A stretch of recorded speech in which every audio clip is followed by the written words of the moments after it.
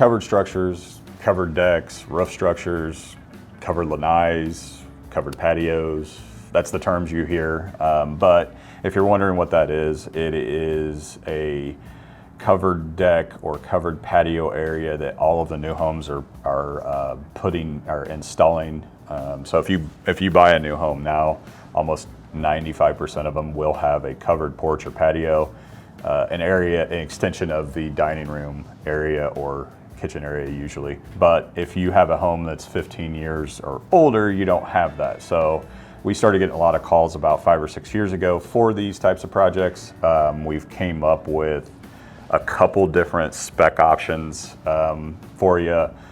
For instance, our most popular spec is doing the exposed rafter with a tongue and groove ceiling, and we recess that tongue and groove a little bit so we can put in some can lights and some ceiling fan for you, and then we kind of do a cedar build out. And so that's probably our most popular version. We do have an economical version that just has, it's got basically a plywooded roof, and it doesn't expose any of the rafters.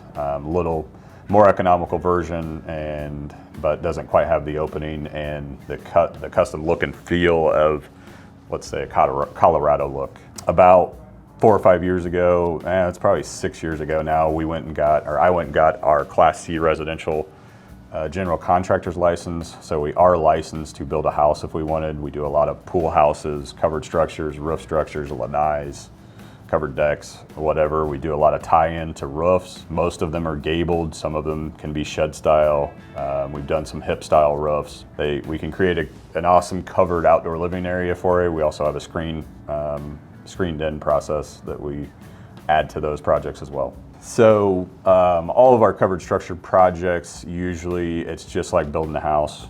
We come up with the initial concept for you in our design phase and review process. Once we've got that nailed down on what it is that you want it to look like, then we go to our engineering phase. And this is where our architects sometimes we have to get those drawings stamped before we go to engineering. They'll take kind of what we initially came up with. They'll put their added specifics to it. Then once they're done in the design phase, then we go to engineering, and we have to get it engineered. And then once it's engineered, we go to permitting, and once it's permitted, then we can start the construction. The roof structures actually go up fairly fast. I would say most of the roof are installed in the first 5 days. And then we've just got other aspects of the project that we'd have to finish, like roofing, guttering, and that type of thing, or if you were doing a composite deck underneath it or a patio.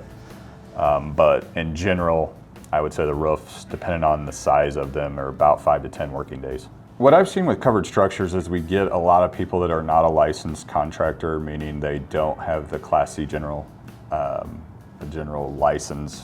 contracting license to do this.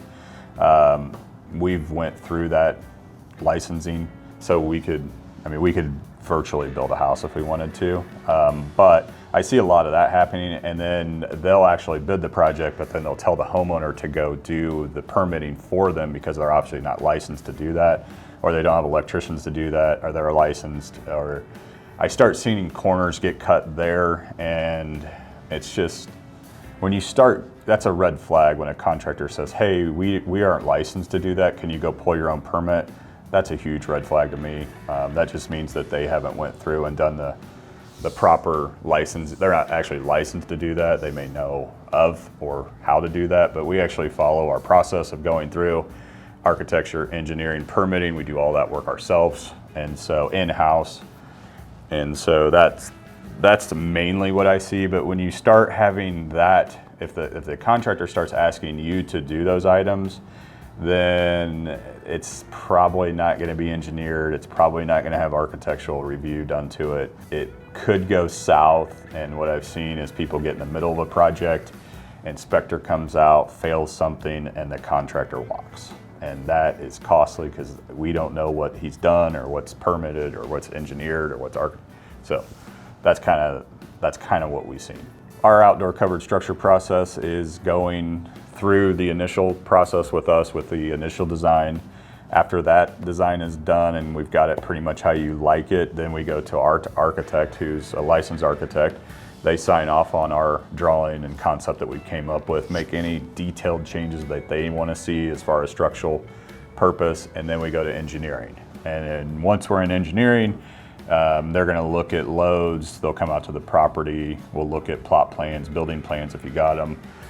They're starting to actually engineer this as if we were going to build an extension of your home.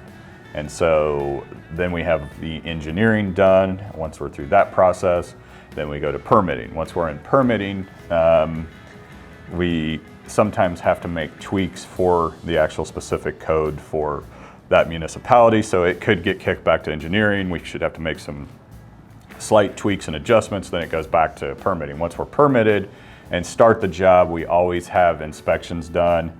If it's a larger scaled project, I will have our engineer come out and inspect in addition to having the city come out, so that we're getting both two different companies or people are basically saying that we're doing this project correctly. So you're going to have a project that's going to last a lifetime.